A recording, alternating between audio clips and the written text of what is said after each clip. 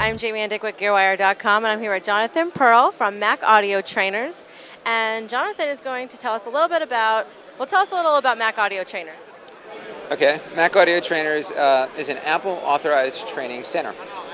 But unlike pretty much any other Apple authorized training center, we only teach Logic, nothing but Logic. And we consist of two certified trainers, myself, Jonathn Pearl, and Steve Horlick, who is a television and film composer. And you're going to show us a little bit about the new things, the new Logic 8.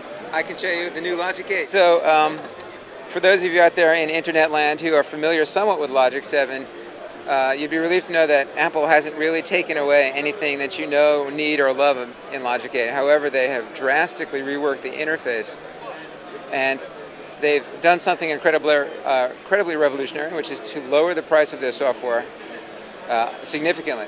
They've thrown down the gauntlet, and I think a lot of new users are going to basically be attracted not only to the price and to the, it's really a much more user-friendly interface, particularly for people who haven't kind of figured out the kinks of the way Logic used to work, which required just a certain kind of, you just had to know a few things. So in the new Logic 8, for those of you who might know the original one, there are a lot of windows. And in Logic 8, you can still work with lots of windows, and I can have independent windows in screen sets.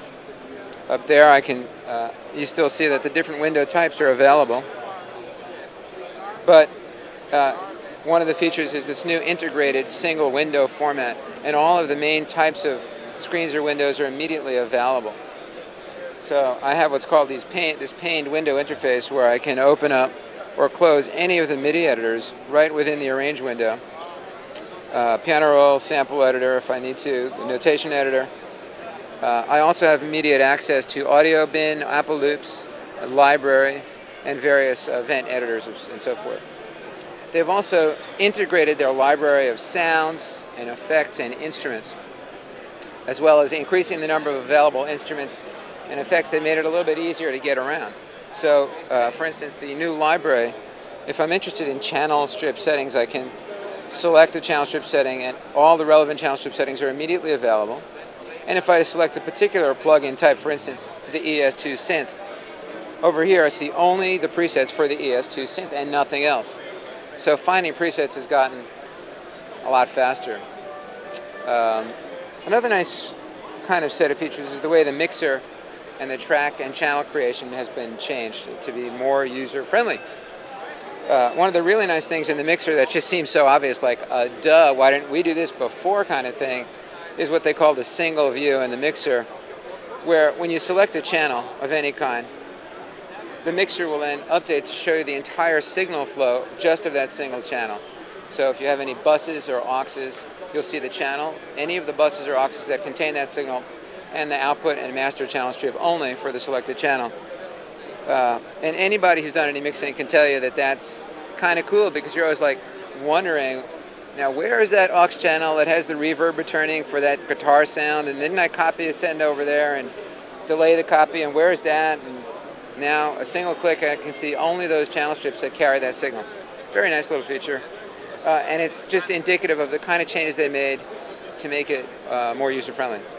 Another example of that kind of attention to user-friendliness, in the old days, the bad old days, creating tracks or channels in Logic sometimes required going to this place called the environment, where you would create channels, channel faders, and then you would go and assign tracks in your main arrange to those channels. But in Logic 8, they kind of said, okay, new users aren't going to even know the difference between a track and a channel, so why don't we just say, how many tracks do you need? 24. Do I need them to be audio or virtual instruments? Should they be record enabled, ascending order, or input enabled? And with a single command, those tracks and channels are created. If you get rid of the tracks, the channel objects are taken away from your session automatically. But if you're old school and you like to create custom channel configurations, you can turn off that feature.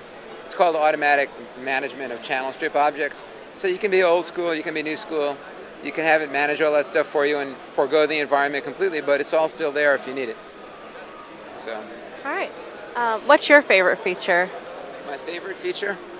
I think I like the automatic management of channel strip objects and the mixer stuff, but frankly, I'm just getting to know all the new features, and I keep finding new, cool little things. And surprisingly few bugs as well.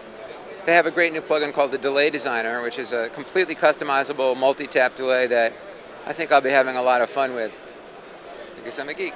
So. I think we all are. It's excellent. Thank you so much, Jonathn. Yeah, thanks. Okay. I'm Jamie Endick, and you're watching GearWire.com.